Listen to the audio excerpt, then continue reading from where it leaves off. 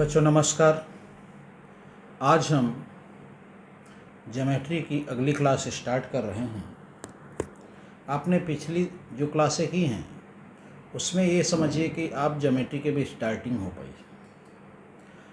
आपको कुछ पहले महत्वपूर्ण बातें बता दें कि सबसे पहले तो ये समझ लीजिए ज्योमेट्री में आपको जो शुरुआत से बताएंगे और जो अंत तक बताएंगे वो सब चीज़ें आप रोज़ की रोज़ अपने मन में रिवीजन कर लिया कीजिए और वो चीज़ें अपने मन में बैठा लीजिए। एक क्लास की मुझे लग रहा जो भी बातें निकल के आती हैं वो 1-2 मिनट में आपका उसका सार होता है, उसको आप बार बार रिवीजन कर लिया कीजिए। और ये सब बातें आपकी ज्योमेट्री में खास बात है भी, आप जब सर्किल की तरफ पहुँचेंगे तो वहाँ आपको इसकी त्रिभुज की भी प्रॉपर्टी आनी होनी चाहिए, समांतर चतुर्भुज की प्रॉपर्टी आती होनी चाहिए एंड लाइन की भी प्रॉपर्टी आती होनी चाहिए। तो मेरे कहने का मतलब है सब चीज़ें एक साथ लगती हैं, ये आप आगे अनुभव भी करेंगे। तो आप पीछे की चीज़ें रिवीजन कर लिया कीजिए। जैसे मैंने पिछले दिनों में क्या बताया, केवल 1 मिनट लेता हूँ कि एक तरफ के जो भी इतने एंगल बनते हैं उनका योग 180 होता है। बेटा इतना जो होता है वो 180 होता है, इधर का भी जो होता है उसका भी 180 होता है, टोटल 360 होता है। अब इसमें कितने भी कोण बना दें इनका सबका योग 180 होगा, ये आप जानते हो।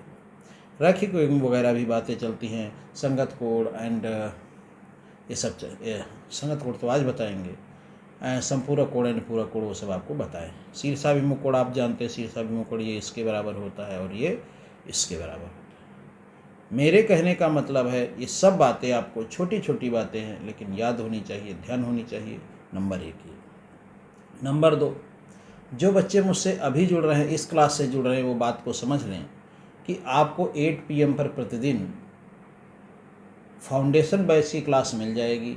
इस समय हम आपको ज्योमेट्री पढ़ा रहे हैं और ज्योमेट्री पढ़ा रहे हैं तो ज्योमेट्री विधिवत पढ़ाएंगे। हो सकता है कुछ बच्चे इसमें थोड़ा बोर होने लगें, क्योंकि जब कोई चीज़ आपको अच्छे से समझानी होती है तो हमारा टारगेट केवल ये नहीं रहता कि आपको क्लास सिर्फ अच्छी लगे, हमारा टारगेट यह रहता है कि आपको अच्छे से समझ में चीज़ें आ जाए। बहुत से रास्ते होते हैं पढ़ाने के, कुछ अच्छे क्वेश्चन, कुछ जटिल क्वेश्चन ले आएँ और आपके सामने लगा दें, 10 मिनट की क्लास करें, आप भी खुश हम भी खुश, वो अच्छा नहीं है। ये फाउंडेशन बैच है, इसमें हम आपको विधिवत समझाएंगे। अगर ज्योमेट्री पढ़ा रहे हैं तो इसकी समझ आप में विकसित करेंगे। उसके बाद जब प्रैक्टिस बैच होगा तो आपके एग्ज़ाम के अकॉर्डिंग उसमें हम जल्दी क्वेश्चन करवा देंगे।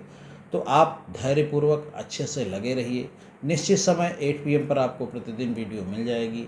बाई चांस अगर किसी दिन वीडियो नहीं मिल पाती है तो आप पीछे से अपनी जो वीडियो है वो रिवीजन कर लीजिए। और एक बात कि आप ये समझिए कि आपको जब मैं मैथ पढ़ाता हूँ तो 2-3 कॉन्सेप्ट पर ही सब कुछ ख़त्म करता हूँ। तो उसमें अगर आपका बेटा सेक्शन वाइज में पढ़ाता हूँ तो section A, section B, section C बहुत इंपॉर्टेंट है, पूरी मैथ में इनकी भूमिका है। तो अगर आप section A, section B, section C नहीं पढ़े हैं तो बेटा प्लेलिस्ट में जाके सेक्शन A से स्टार्ट करके उसमें मानक का कॉन्सेप्ट वो सब चीज़ें पढ़ लीजिए। तो चलिए स्टार्ट करते हैं आज की क्लास। आज की क्लास बहुत इंपॉर्टेंट है, आपकी सभी एग्ज़ाम्स में इसके क्वेश्चन आते हैं। तो आपका कोई भी वनडे एग्ज़ाम हो उसमें क्वेश्चन आते हैं। और बेटे फाउंडेशन बैचेस सभी परीक्षाओं के लिए है। हमने कहा ना जब प्रैक्टिस करवाएंगे तो आपकी टारगेट जो परीक्षा होगी उसके क्वेश्चन ज़्यादा से ज़्यादा करवा देंगे, लेकिन फाउंडेशन बैच है, गणित की समझ आपको विकसित करनी है, तो ये सभी परीक्षाओं के लिए समान रूप से महत्वपूर्ण है। चलिए स्टार्ट करते हैं। बेटा सबसे पहले आज हम सीखेंगे प्रॉपर्टीज़ ऑफ पैरेलल लाइंस, समांतर रेखाएं। समझिए बात को, 2 समांतर रेखाएं अगर होती हैं और तीसरी रेखा अगर खींची जाए तो इस रेखा को तिर्यक रेखा कहते हैं, इस रेखा को तिर्यक रेखा कहते हैं। और ये समांतर रेखाएं, समांतर रेखाओं के बीच की दूरी सदैव बराबर रहती, वे एक दूसरे को काटती नहीं हैं। अब बेटा इसमें, इस पर हम अभी आएंगे, तो इसमें जो ये कोण बनते हैं इन कोणों का नाम क्या होता है, इस पर हम चलते हैं। और ये बहुत महत्वपूर्ण प्रॉपर्टी है, पूरी ज्योमेट्री में आपको यूज होती रहेगी। तो इनको बेटा संगत, चलिए इसको मिटा ही दें, आपका बना पहले से है तो उसमें ही चले। तो ये बेटा 2 रेखाएं हैं, एक ये रेखा है, एक ये रेखा है, बोलो है, एक ये रेखा है और एक ये रेखा है, समझ गए। अब इसमें बेटा इस रेखा का नाम L मान लो, इस रेखा का नाम M मान लो, छोटे अल्फ़ाबेट से इनके नाम माने जाते हैं। और इस रेखा का नाम आर कर लो, कोई दिक्कत नहीं, आर हो गई ये रेखा। जब बेटा कोई दो समांतर रेखाएं होती हैं या दो से ज़्यादा भी समांतर रेखाएं हो सकती हैं, उनको तीसरी रेखा काटती है तो उसमें विभिन्न स्थितियां बनती हैं। तो सबसे पहले हम जिक्र करते हैं संगत कोण का। बेटा हम समझाएंगे तो आपको कुछ रटना नहीं पड़ेगा। संगत कोण का यहाँ तात्पर्य है, संगत मतलब होता है एक जैसा, एंड एंगल का कोण का मतलब कोण। संगत बेटा देखा जाए, संगत मतलब क्या होता है, अगर गाँव के उसमें देखा जाए तो फ्रेंडशिप जैसे, और फ्रेंडशिप एक जैसे लोगों में होती है। तो संगत का मतलब होता है एक जैसा। तो एक जैसे कोण, अब एक जैसे बेटा कैसे, आप अगर गौर से देखें तो ये कोण बेटा, ये कोण इसके संगत दिख रहा कि नहीं, कैसे संगत है, एक जैसा दिख रहा कि नहीं दिख रहा। इधर को बेटा ये भी झुका हुआ है, इधर को ये भी झुका हुआ है, झुका है। अगर आप कॉपी एंड पेस्ट वाली बात करें तो इसको अगर काट के इस पर रखें तो पूर्णतः ये इस पे बैठ जाएगा, तो एक जैसा हुआ ना। तो ये होते हैं संगत कोण। तो संगत का मतलब ये हो गया। अच्छा, संगत कोण पर जाने से पहले हम आपको एक बात बता दें, एक होते बाह्य कोण और एक होते अंतः कोण। तो इसमें बेटा बाह्य कौन है, जो बाहर वाले, जैसे 1 2 7 8 ये बाहर के कोण है तो बाह्य कोण कह लो। अंदर के कोण मतलब इन दो रेखाओं के बीच 3 4 5 6 ये अंतः कोण है, तो इनको अंतः कोण कह लो। बात समझ गए। चलिए, तो संगत कोण की अगर बात करें तो संगत कोण बेटा, संगत कोण एक का, संगत कोण जो एक है इसका संगत है 5। संगत मतलब एक जैसा, तो देखो एक वैसा ही 5। और संगत अगर दो का संगत कोण देखा जाए तो इधर को बेटा देखो, ये इधर को झुका हुआ है ऐसे, तो सेम देखो ऐसे ये भी झुका हुआ है, तो दो का संगत कितना है, 6 है। इसी प्रकार से बेटा इधर को देखा जाए, ये इधर को 3 झुका हुआ है, तो बेटा 7 भी देखो तो इधर को झुका हुआ है, तो बेटा इस 3 का संगत हुआ एंगल 7, और एंगल 4 बेटा जैसे झुका हुआ है वैसे ही एंगल 8 झुका हुआ है, एंगल 8 झुका हुआ। हम अभी आपको और भी चीज़ें बताएंगे। तो संगत कोण की सबसे बड़ी पहचान है कि वो एक जैसा लगता है, नंबर 1। नंबर 2, संगत कोण में बेटा ये होता है जो तिरछी रेखा होती है उसके जिस तरफ एक कोण होगा उसका संगत भी उधर ही होगा। जैसे 1 इधर है तो इसका संगत कोण 5 भी इधर ही है, 2 इधर है तो इसका संगत कोण इधर ही है, अगर 3 इधर है तो इसका संगत कोण इधर ही है, और ये 4 इधर है तो इसका संगत कोण इधर ही है। बात समझ गए। और एक बात समझ लो, संगत कोण जो अंतः होगा उसका संगत कोण बाहर होगा, जो बाहर होगा उसका अंतः होगा, और जो अंतः होगा उसका बाहर होगा। तो ये कुछ बातें हैं जिन पर हमें अपना ध्यान ले जाना चाहिए, क्योंकि इनसे भी सवाल बनाए जा सकते हैं और आपको इन चीज़ों को समझना चाहिए। बात समझ गए। तो संगत कोण मतलब होता है बेटा एक जैसा। एक जैसा का मतलब यहाँ से अगर ये इसको यहाँ से काटा जाए, यहाँ से कट किया जाए, इस पे बैठाया जाए, पेस्ट किया जाए तो बिल्कुल इसको ढक लेगा। तो एक का संगत है 5, एक जैसा है। 2 इधर को झुका हुआ है, 6 इधर को झुका हुआ है, 2 का 6 कोई भी बता देगा। 7 इधर नीचे को, 3 भी इधर नीचे को, ये संगत कोण। 4 इधर को, 8 इधर को, ये संगत कोण। अच्छा एक बात बच्चे और, 1 का संगत 5 है तो 5 का संगत 1 है, 2 का संगत 6 है तो 6 का संगत 2 है, 3 का संगत 7 है तो 7 का संगत आपका 3 है, इस प्रकार से। और बेटा क्या, और बेटा ये होता है यदि ये रेखाएं समांतर हैं, जैसे इसमें यल इज पैरेलल टू यम, यल समांतर है किसके, एम के। अगर समांतर ना हो तब भी ये संगत रहेंगे, अगर ये समांतर ना हो तब भी ये संगत रहेंगे, एकांतर रहेंगे। लेकिन जब ये समांतर होंगे एक दूसरे के तो ये संगत कोण आपस में बराबर होंगे, ये संगत कोण आपस में बराबर होंगे, ये संगत कोण आपस में बराबर होंगे, ये संगत कोण आपस में बराबर होंगे। तो यह बहुत महत्वपूर्ण है कि दिया होगा कि ये 2 रेखाएं समांतर हैं। संगत कोण आप समझ गए होंगे, उम्मीद करता हूँ। आज क्वेश्चन भी आपको लगवाने हैं, तो संगत कोण ये हो गया बेटा, ठीक। अगली बात किसकी करें, अगली बात करें एकांतर कोण की। किसकी बात करें? एकांतर कोण की। एकांतर कोण की अगर बेटा बात करें तो देखो जरा, एकांतर कोण की अगर बात करें तो फिर दो रेखाएं ऐसे बेटा हों और इनको तिरछी रेखा तीसरी ऐसे काटे। तो ये दो रेखाएं हैं, इनके नाम है, ये काटने वाली रेखा है। एकांतर कोण क्या होते हैं? एकांतर का मतलब होता है थोड़ा सा अंतर जैसा, ऐसे कुछ आइडिया आपको लग रही होगी। तो एकांतर का मतलब है बेटा कि अगर ये देखा जाए तो इसका एकांतर बनेगा ये, और इसका एकांतर बनेगा ये। अभी हम समझा देंगे। इसका एकांतर ये बनेगा, और अगर देखा जाए तो इसका एकांतर ये बनेगा, ठीक। और एक मिनट बेटा, इसका चलिए इसकी नंबरिंग कर लेते हैं। एक मिनट बेटा, 1 2 3 4, ठीक। एंड 5 6 7 8, ये ठीक है। तो अब जरा समझो, हाँ, इस 3 का एकांतर बेटा 5 होगा और इस 4 का एकांतर 6 होगा। बात समझ रहे हो? और इस 1 का एकांतर 7 होगा और इस 2 का एकांतर 8 होगा। जब तक मैंने इतनी बातें बताई तो आपके दिमाग में कुछ आया होगा। बोलो क्या आया है? एकांतर में बेटा एक अगर कोण इस लाइन के तिरछी रेखा के इधर का है तो दूसरा कोण इधर का होगा, नंबर 1। दूसरी बात, एकांतर कोण में अगर एक बाह्य कोण है तो दूसरा भी बाह्य कोण होगा। देखिए ये भी बाहर का है, ये भी बाहर का। मैंने पहले ही बताया था बाह्य कोण कौन होते हैं, अंतः कोण कौन होते हैं।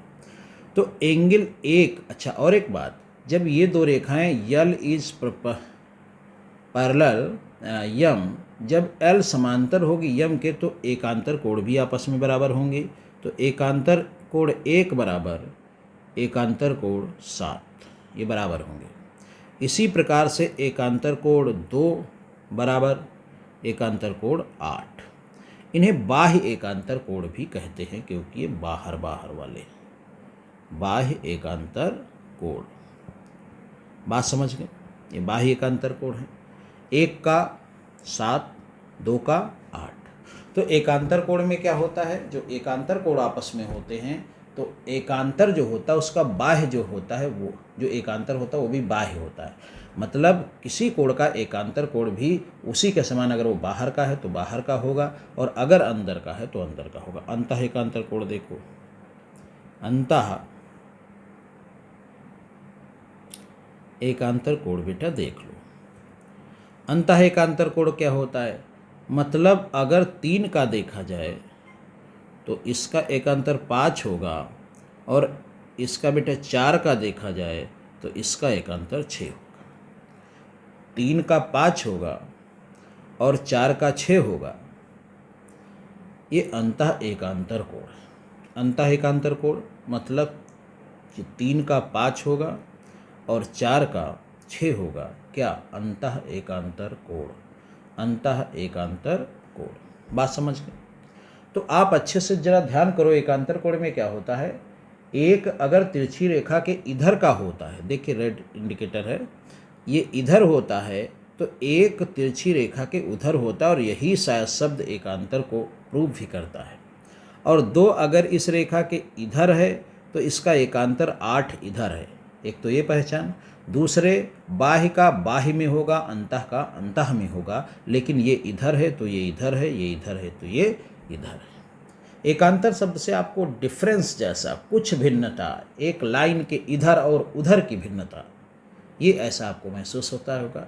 जितना आप अंदर जाते जाएंगे अनुभव करते रहेंगे। तो एकांतर कोण हो गया। संगत कोण एक बार फिर याद दिला दूं, संगत कोण में बेटा लाइन के एक ही तरफ कोण होता है। जैसे एक इधर तो इसका संगत भी इधर, दूसरा इधर तो इसका संगत भी इधर। हाँ, यह भी महत्वपूर्ण है कि संगत में बाह्य का संगत अंदर होता है और अंतः का संगत बाह्य होता है। जैसे एक बाह्य है लेकिन इसका संगत अंदर है, देखो 5। इसी प्रकार से 4 अंतः है लेकिन इसका संगत बाहर है। बात समझ गए होंगे। चलिए आगे बढ़ते हैं। अब बेटा हो गया ये एकांतर कोण हो गया। अब बात क्या बची? बात बची है अब अंदर वाले जो बेटा ये कोण होते हैं। चलिए अब आगे इसमें कुछ चित्र शायद हैं, उसमें ही आपको हम बता दें, आप समझ जाएंगे। तो ये तो बेटा वही बातें हो गई जो मैं आपको बता चुका हूँ, ये पीडीएफ में आपको अच्छे से मिल जाएंगी। ये सब एकांतर और अंतः मैंने बता दिया, अंतः एकांतर कोण सब बता दिया। बाह्य एकांतर कोण ये भी हो गया, अभी मैंने बताया। सह अंतः कोणों का योग। सह अंतः कोण बेटा कौन होते हैं? ये इसका सह अंतः कोण है।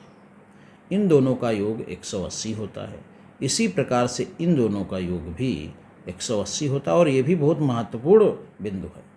इसी प्रकार से जैसे अंतः कोणों का योग 180 होता है, इसी प्रकार से बेटा जो बाहर वाले ये कोण होते हैं इन्हें बाह्य अंतः कोण कहते हैं, सहबाह्य कोण कहते हैं, सहबाह्य कोण कहते हैं। इनका योग भी 180 होता है। चलिए हम आपको बना के समझा देते हैं, आसानी से समझ जाओगे, आपका नोट्स भी अच्छा बन जाएगा। ठीक, चलिए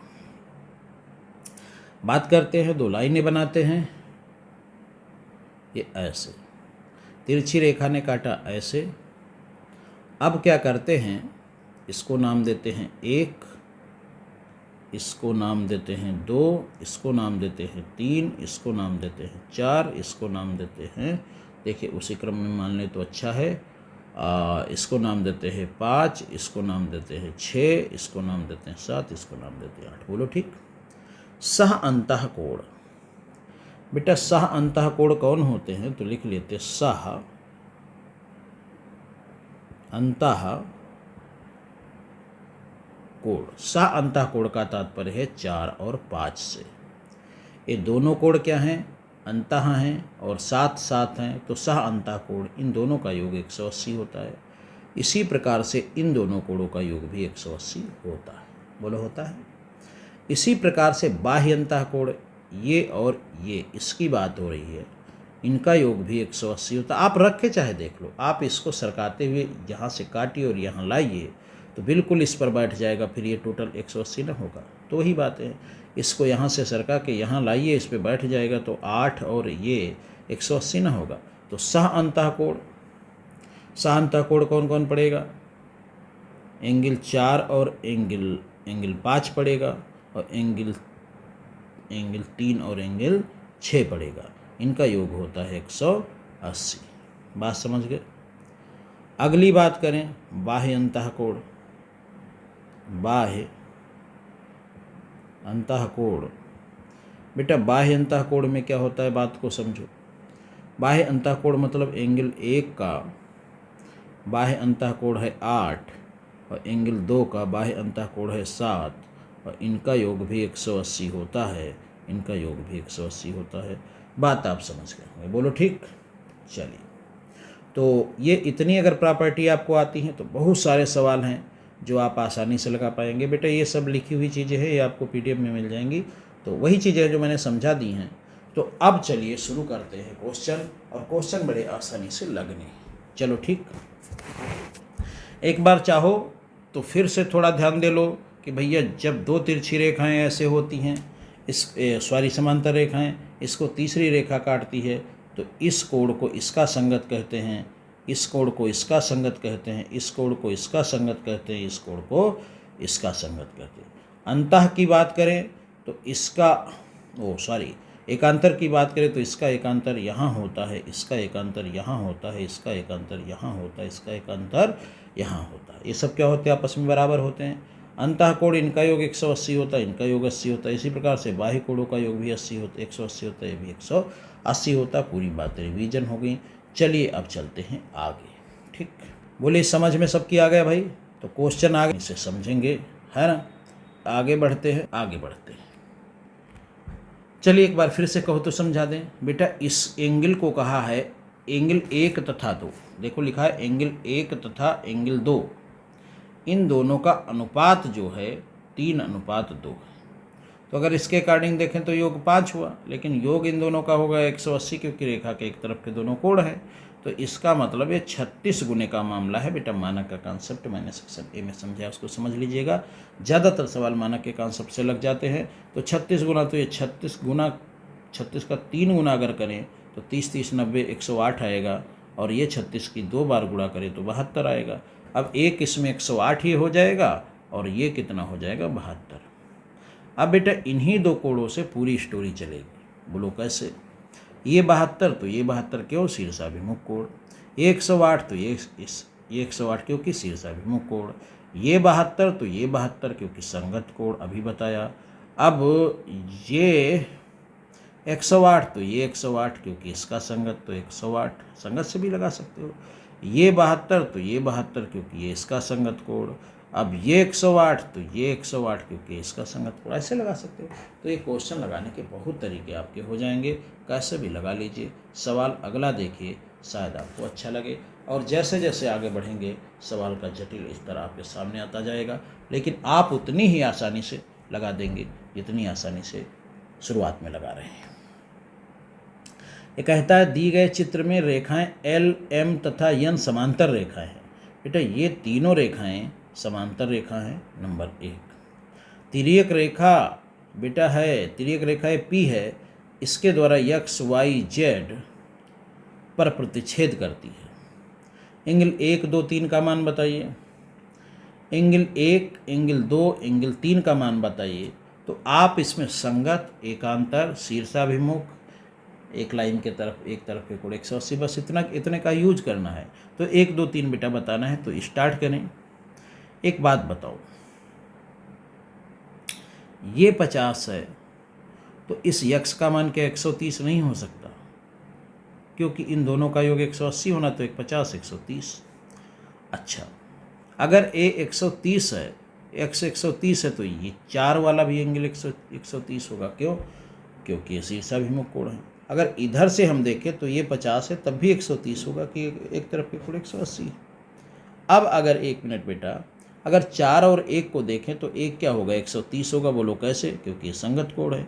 ये इसके नीचे, ये इसके नीचे, इधर को झुका, इधर को झुका, तो 1 हो गया 130। अब एक बात बताइए, एंगल 1 जितना है उतना ही तो एंगल 2 है, क्योंकि ये संगत कोण है एक दूसरे के। तो ये भी हो गया 130 बच्चे। बोलो हो गया 1 2। अब एंगल 3 देखिए, ये 130 है, तो क्या ये 130 नहीं? बोलो कैसे? क्योंकि ये शीर्षाभिमुख कोण है।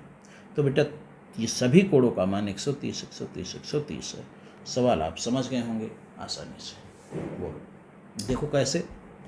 ये बेटा 50, तो एक तरफ के कोण 180 होते हैं, तो ये 130 दिखा। ये 130 तो इसका शीर्षाभिमुख 30। बेशक इसको यहाँ से भी देख सकते थे, ये 50 तो 130 हो जाता। अब जैसे ही ये 130 दिखा तो इसका ये संगत कोण है 1। बोलो क्यों? क्योंकि ये ऐसे है तो ये भी तो ऐसे ही है, तो ये इसका संगत तो 130 हो गया। और 1 का संगत बेटा 2 है, वैसे ही झुका है, तो ये 130 तो ये भी 130। अच्छा, एंगल 2 का संगत एंगल 3 है, क्योंकि ये शीर्षाभिमुख कोण है, तो 130 हो गए। बात आपकी समझ में आ गई होगी। चलिए आगे बढ़ते हैं। दिए गए चित्र में A B parallel C D. A B बेटा किसके सर? सी डी के पैरेलल है, समांतर है। और E F is perpendicular C D.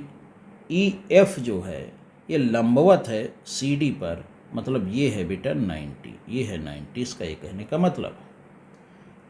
अब जी ई डी बराबर 126। जी ई डी ये बेटा पूरा एंगल है 126।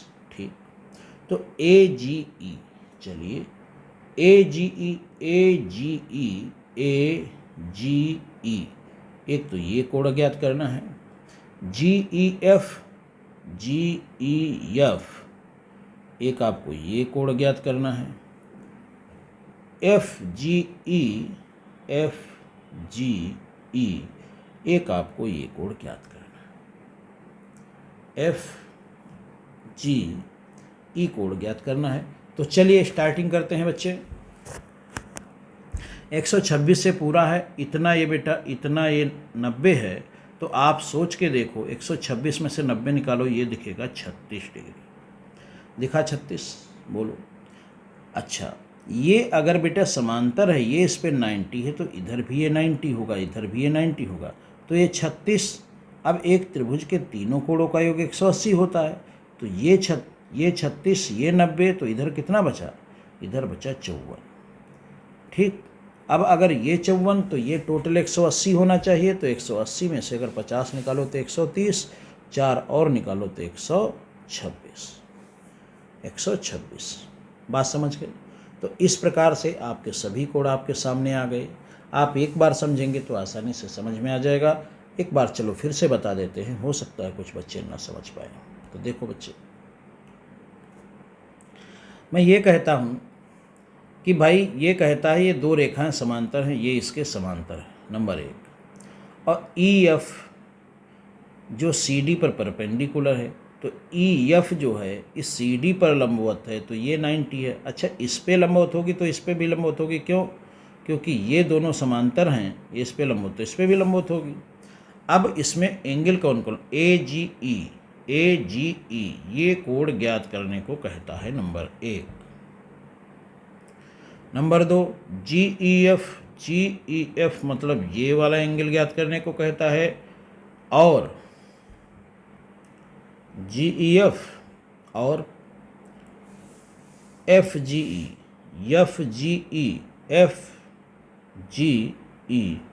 ये वाला एंगल शायद ज्ञात करने को कहता है, FGE ज्ञात करने को कहता है। तो आप एक बात बताओ, ये 126 है, ये अगर 90 है तो ये 36 हुआ। बोलो, बात बनी 36। अब ये 90 तो ये भी 90 है, तो ये 36 है, तो बाकी इन तीनों का योग 180 होगा। तो ये 90, बात समझिएगा, ये 90 और 90, ये 90, तो इन दोनों का योग 90 क्योंकि 180 होगा। तो अब भैया बताओ कि ये 90 है, ये 36 है, तो ये कितना बचा? 54 बचा। अब अगर 54 ये बचा तो इसका मान कितना होगा? इसका मान 126 होगा, क्योंकि इनका योग 180 होता है। अगर हम बेटा यहाँ से देखें तो यहाँ से भी ये 126, तो ये भी 126 दिखता है। क्यों? क्योंकि ये एकांतर कोण है। आप देखो, ऐसे ऐसे हैं, ऐसे, तो ये और ये क्या है? एकांतर कोण हैं। तो ये 126 है, तो ये 126 है। फिर इसके आधार पर इसको 54 लिख सकते हो। बात समझ गए? चलिए आगे बढ़ते हैं। अच्छा सवाल आपके सामने आ चुका है। इसमें आपको एंगल ए बताना है, और बेटा एंगल ए है कितना? एंगल ए है ये पूरा। बोलो ठीक। तो एंगल ए किससे बना है? बोलो। एंगल ए बेटा बना है एंगल 1 से और एंगल 2 से। बोलो, बना है एंगल 1 से और एंगल 2 से, इनसे बना है। अब एक बात बताएं कि इसमें कहा है AB समांतर है CD के। ये जो है ये दोनों समांतर हैं। और बेटा अगर कभी ये डाट वाली लाइन नहीं भी खींची होती है तो हम सिद्ध करने के लिए खींच लेते हैं कि डाट वाली लाइन हमने खींच ली, इसमें तो खींची है पहले से, तो और ये भी इसके समांतर होती। तो आप सोचिए, ये 55 है बेटा, ये अगर 55 है तो ये भी 55 है। कैसे? क्योंकि ये एकांतर कोण है, ये दो समांतर रेखाएं हो गई। और ये 55 तो ये 55, क्योंकि एकांतर कोण है, तो बेटा ये हो गया 55 डिग्री। बोलो, हो गया। जो हम प्राप्त करते हैं उसको गोले में बंद करते हैं। अब ये 38 है, तो ये 38 है। बोलो क्यों? क्योंकि ये भी एकांतर है, क्योंकि दो ये रेखाएं सीधी हो गई, एक इधर कोण एक इधर कोण, तो ये भी बेटा हो गया 38 डिग्री। बोलो, हो गया। अब अगर एंगल ए की बात करें, ए और 2 दोनों को मिला के है, तो ये 30, ये 50 हो गया 80, और 8 5 13, तो टोटल हो गया 93। तो लिख दें 93 डिग्री, क्योंकि 50 30 80 8 5 13 93 हो गया। तो टोटल कोण जो आपसे पूछा है ए, वो है 93। बात समझ गए? बिल्कुल आसान है, अच्छा सवाल है। चलो आगे बढ़ते हैं। इसमें भी एंगल एक्स का मान पूछा, इसमें बेटा इधर वाले का पूछा, ये पूछा, तो कोई दिक्कत नहीं। ये 45 है, ये बेटा 45 है, तो ये भी 45 है। बोलो क्यों? क्योंकि ये एकांतर कोण है, ये दो रेखाएं हैं समांतर, बीच वाली नहीं दी हो तब भी खींच सकते हो, ये भी समांतर है। तो अगर ये दो रेखाएं समांतर हैं, ये ऐसे तिरछी रेखाएं इन्हें मिलाती है या काटती है, तो ये इसके संगत होगा, तो ये 45, तो ये 45। ठीक, इसी प्रकार से इसमें अगर देखें तो ये 30, तो ये 30, तो ये हो गया 30, और ये बेटा हो गया 45। तो 45 और 30 75 हो गया। 1 मिनट, अब 75 तो हो गया 1 और 2, लेकिन उसने पूछा है यक्स, और यक्स का मतलब है ये टोटल जो है ये इतना तो 75 है, लेकिन टोटल तो 360 है। तो 360 में से अगर हम 75 निकाल दें बेटा, तो 360 में से 60 निकालें 300, 15 और निकाल दें तो 285। यही आपका उत्तर है। बात समझ में आ गई होगी बेटा। ये तो बिल्कुल आपको दिखा होगा ये 45, तो ये 45 क्यों? क्योंकि एकांतर कोण है। एकांतर कैसे होते हैं? जब दो रेखाएं होती हैं ऐसे होता है, तो एक इधर का एक इधर का, देखो यही तो स्थिति है। तो ये 45 तो ये 45। इसी प्रकार से इधर वाली देखें तो इसको और इसको देखें समांतर है, तो ये 30 तो ये 30। भाई कैसे? क्योंकि इसका एकांतर यही तो है। तो ये 30 तो ये 30। अब इन दोनों का अगर यहाँ से ये टोटल बेटा देखा जाए तो 45 30 75 हो गया। अभी आप जानते हो टोटल ये गोला, अगर गोला गोला घुमा दिया जाए तो 360 होता है। उसमें इतना अगर 75 निकल गया तो 360 में से अगर 75 निकाल दिया जाए तो बचेगा 285। बात आप समझ गए होंगे। आगे बढ़ते हैं बेटा। एंगल देखिए AB समांतर है CD के। जल्दी जल्दी मेरे साथ करो, टाइम भी ज़्यादा आप लोग बैठ नहीं पाते हो। तो ये इसके बेटा क्या है, आप लाइक शेयर ये सब बेटा कर दो। ये मैं बार बार कह नहीं पाता हूँ, लेकिन ये निश्चित है कि आपको संख्या ज़्यादा से ज़्यादा बढ़ानी है, उसी स्थिति में हम मेहनत कर पाएंगे। तो इसमें बेटा क्या है, AB समांतर है CD के। चलो ठीक है। अब बेटा ये अगर रेखा ऐसे तिरछी दी है और ये ऐसे तिरछी दी है, तो अब क्या किया जाए x का मान? तो इसमें हमने कहा था एक ऐसे रचना कर लो कि ये हमने एक समांतर रेखा खींच ली। अगर इसके समांतर खींचोगे तब भी ये इसके समांतर हो जाएगा, इसके समांतर खींचोगे तब भी इसके समांतर हो जाएगी। अब इसमें हम इस एंगल को नाम दे दें A और इसको दे दें B। अब एक रचना आपको याद होगी, ऐसे दो रेखाएं हों, एक ऐसे इनको जोड़ती हो तो इनका योग कितना होता है? 180। तो ये अगर बेटा 108 है तो ये कितना होगा? जल्दी बोलो। ये 108 है तो ये होगा, क्योंकि 180 दोनों का जोड़ होता है, तो ये होगा 72। और ये अगर 112 है तो इसका जोड़ कितना होगा? 180। तो 180 में से 10 निकालो 70, तो ये होगा 68। बात समझ पाए कि नहीं बेटा? ये ऐसे है। देखिए 1 मिनट में आपको दिखाता हूँ। देखिए ये देखिए चित्र। चलिए इसको मिटाते भी हैं, एक बार आपको समझाते हैं ठीक से, आप समझ जाएं तो बेहतर है।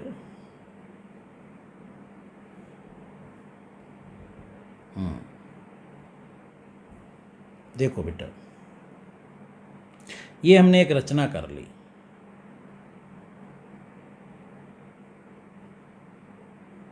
ये हमने एक रचना कर ली कि एक ये हमने खींची लाइन, समांतर है दोनों के, ठीक। अब हम ये कह रहे हैं जो ये कोण होगा और जो ये कोण होगा, इसका मान होगा 180। तो एक अगर 108 है तो दूसरा 72 होगा, तभी तो 180 हो पाएगा। इसी प्रकार से अगर बात करें तो ये अगर 112 है तो इसका मान और इसका मान 180 होगा। तो 112 है अगर, तो दूसरा कितना बचा? तो 180 में से 100 निकाल दीजिए, फिर 12 10 निकाल दीजिए, 68 बचा। 68 बचा, बोलो। तो 68 बचा जब, देखिए बात समझ में आ गई। ये 68 बचा, यहाँ 72 बचा, और 180 में से 12 निकालो तो 68 बचा। 110 निकालो तो 70, 2 और निकालो 62। अब इन दोनों को अगर जोड़ दें तो 72 और 68, तो 70 70 140, इसका मान आ जाएगा 140। बात समझ गए होंगे, क्योंकि x इन दोनों का जोड़ है। समझ गए बच्चे?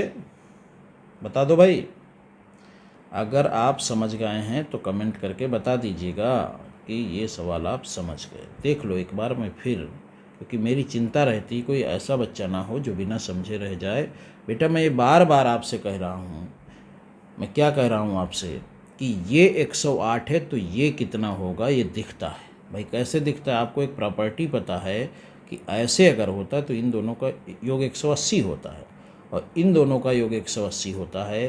तो एक अगर 108 है तो दूसरा 72 होगा। जोड़ के देख लो 180 आए।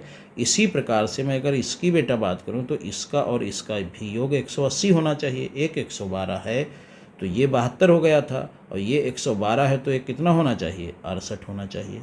अब इन दोनों को जोड़कर ही तो ये कोण बना है, तो 72 68 जोड़ेंगे तो आएगा 140। बात आप समझ गए होंगे। बढ़ते हैं आगे। चलिए आगे बढ़ते हैं बच्चे।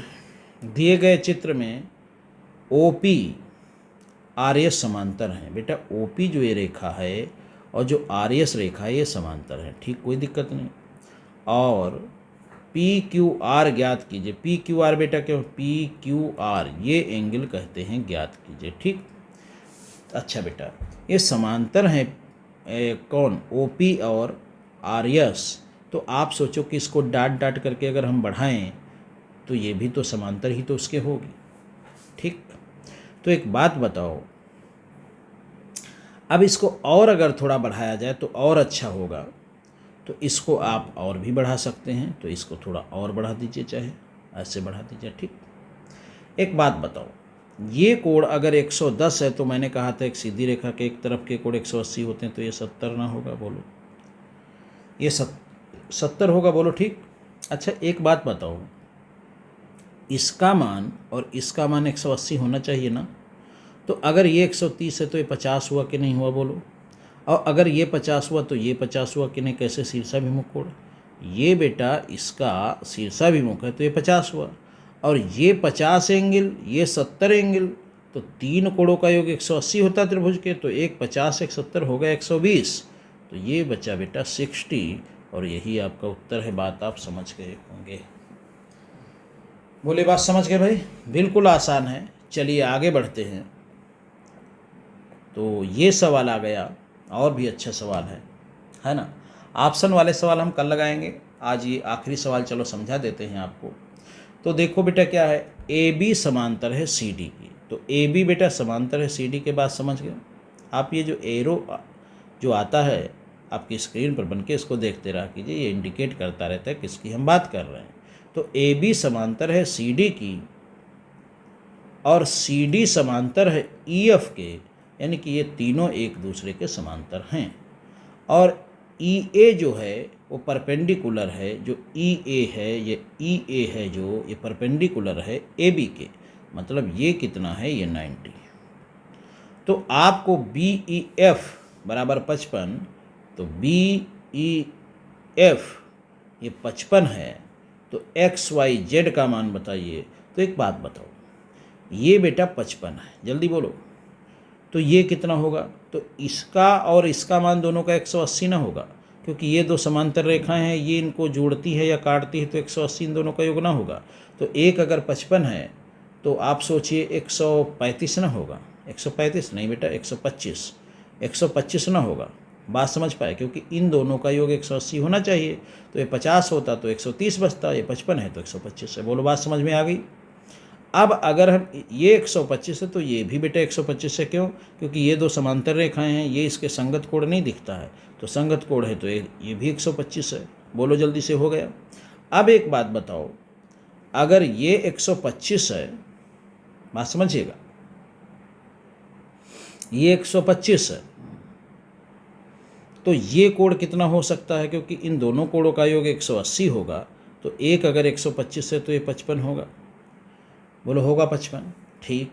अब इसमें चूंकि इसको परपेंडिकुलर बताया तो ये तो 90 है भैया, तो ये 55 है और ये 90 है, तो अगर इसकी बात करें तो ये 55, तो ये 35 ना होगा। बोलो भाई क्यों, क्योंकि 55, 90 और 35 सब मिलके 180 होगा। अच्छा हम क्या करते हैं, हम जानते हैं इन तीनों कोणों का योग बेटा 180 है, तो 90 निकाल दिया बच्चे 90, और 90 में एक हो गया 55। अगर एक 50 होता तो एक 40 होता, एक 55 है तो एक 35। बिल्कुल अनपढ़ों जैसे काम करते हैं, बिल्कुल अनपढ़ों जैसे आप हिसाब लगाइए। मैंने क्या किया, मैंने ये नहीं किया कि इन तीनों एक त्रिभुज AB और E है, इनके तीनों कोणों का योग 180 जानते हैं, ये अनुभव करते हैं अंदर, लेकिन 180 में अगर एक 90 पता ही है तो बाकी इन दोनों का योग कितना बचा, 90। और 90 में अगर एक 55 है तो दूसरा क्या होगा, तो 90 में अगर एक 50 हो तो दूसरा 40 का होगे, एक 55 है तो दूसरा 35 का होगे। तो इसी का शायद मान पूछा था, X का भी पूछा था, Z का भी पूछा था और Y का भी पूछा था।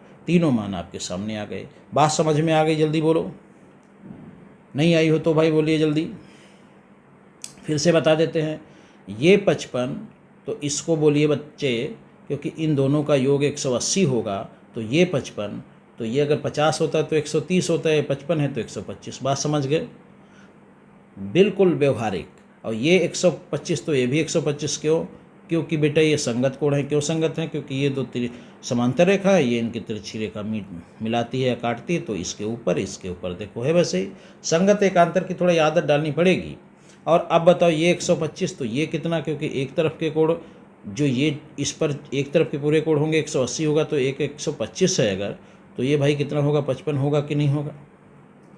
अब बोलो 55 है तो एक तो ये 90 है भाई, तो आप बोलो ये एक त्रिभुज बनता है ए बी एंड ई, तो एक 90 है तो एक 55 है, तो ये कितना होगा? तो 90 ये बचा।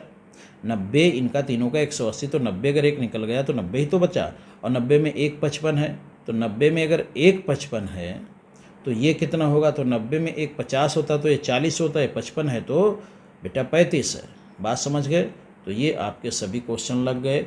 अब क्वेश्चन बेटा आगे और भी हैं, इस PDF में भी हैं, तो वो हम आपको निरंतर आगे करवाएंगे, क्योंकि बहुत ज़्यादा बड़ी वीडियो नहीं करना चाहते हैं।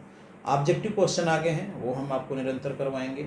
और आप कोशिश किया करो मेरी बातों को सोचने की, समझने की। अब जैसे मैं जो आपसे अब जो बातें कर रहा हूँ, जिनको अक्सर बच्चे ध्यान नहीं देते, उन पर ज़्यादा ध्यान देना चाहिए।